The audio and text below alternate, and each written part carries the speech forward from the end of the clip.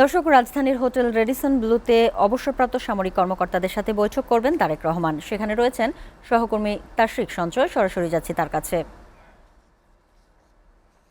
তাশরিক, অবসরপ্রাপ্ত সামরিক কর্মকর্তাদের সাথে তারেক রহমানের দেখা করার কথা আছে, সেখানকার সার্বিক পরিস্থিতি জানাবেন। আমার পেছনে এই মঞ্চে দেখতে পাচ্ছেন নিশ্চয়ই, যে মঞ্চের মাঝখানে কিন্তু লেখা রয়েছে যে স্বাধীনতা সার্বভৌমত্বের সুদৃঢ় প্রতীক। এই লেখাটি নিয়ে কিন্তু সুদৃঢ় আস্থার কথা জানিয়ে এখানে যেই আলোচনা অনুষ্ঠানটি খানিকক্ষণ পরেই অনুষ্ঠিত হতে যাচ্ছে, আমরা জানতে পেরেছি এখানে অংশ নেবে বাংলাদেশের সামরিক বাহিনীর সাবেক বিভিন্ন কর্মকর্তারা এবং তাদের পরিবারবর্গ।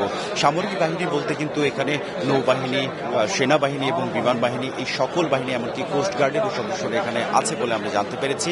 সাধারণত উপস্থিতদের মধ্যে থেকে আমরা দেখতে পাচ্ছি অধিকাংশই ঊর্ধ্বতন কর্মকর্তারা, যারা সব শেষ 9 ডিসেম্বর 2025 তারিখে বিএনপি চেয়ারম্যান তারেক রহমানের সাথে কিন্তু অনলাইনে তার একটি বৈঠক অংশ নিয়েছিলেন এবং এরপর দীর্ঘ বছর পর বলতে গেলে তারেক রহমান দেশে ফেরার পর এটি কিন্তু তিন বাহিনীর যে সাবেক কর্মকর্তারা, তাদের সাথে তারেক রহমানের প্রথম কোনো সরেজমিন বৈঠক।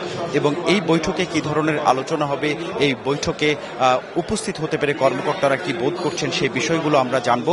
তার আগে একটি বিষয় আসলে উল্লেখ করা ভালো, বিএনপি চেয়ারম্যান তারেক রহমানের পিতা অর্থাৎ জাতীয়তাবাদী দল বিএনপির যে প্রতিষ্ঠাতা মেজর জিয়াউর রহমান শহীদ প্রেসিডেন্ট, তিনি কিন্তু সেনাবাহিনীর প্রধান ছিলেন, অর্থাৎ তিনিও কিন্তু এই পরিবারেরই একজন সদস্য।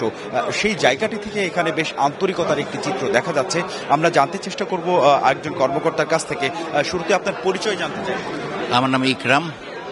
আমি মাননীয় প্রাক্তন প্রধানমন্ত্রী খালেদা জিয়ার সাথে 1992 সাল থেকে 1996 সাল পর্যন্ত আমি ওনার নিরাপত্তায় নিয়োজিত ছিলাম।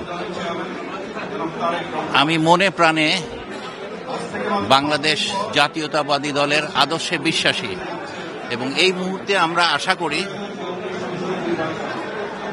জনাব জিয়াউর রহমান এবং বেগম খালেদা জিয়ার যোগ্য পুত্র জনাব তারেক রহমানের নেতৃত্বে বাংলাদেশ একটি দুর্নীতিমুক্ত শক্তিশালী রাষ্ট্রে পরিণত হবে এবং উনি গত 17 বছরের যেই জঞ্জালটা আমাদের এই দেশে তৈরি হয়েছে, এইটা উনি সরিয়ে আমাদেরকে উন্নয়নে আরও সামনে নিয়ে যেতে পারবে এবং এই ব্যাপারে আমরা ওনাকে আমাদের সর্বোচ্চ সহযোগিতা করতে আমরা রাজি আছি। আপনাকে ধন্যবাদ। দর্শক, আপনাদের কাছে আরেকটু সময় নিচ্ছি। আমি আরেকজনের কাছ থেকে জানতে চেষ্টা করব।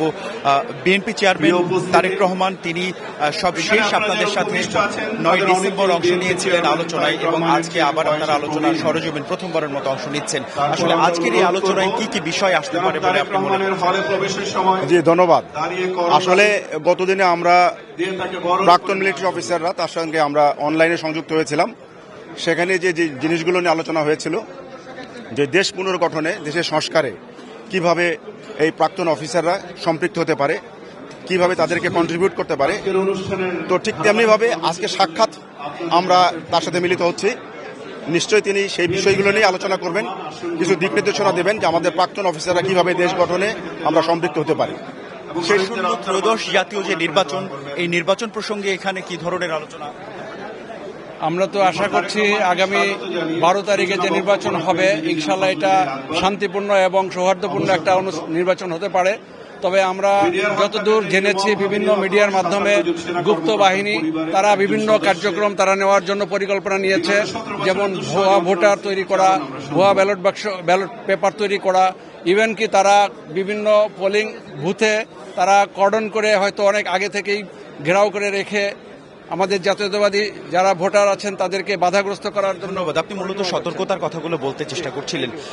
দেখছিলেন আমাদের সাথে যে সকল কর্মকর্তারা যোগ দিয়েছেন, তারা তাদের মন্তব্যগুলো তুলে ধরার চেষ্টা করেছে আমরা এখান থেকে নিয়ে।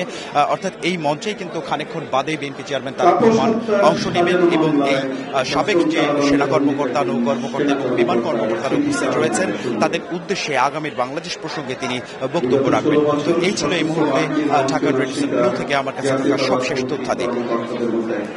ধন্যবাদ।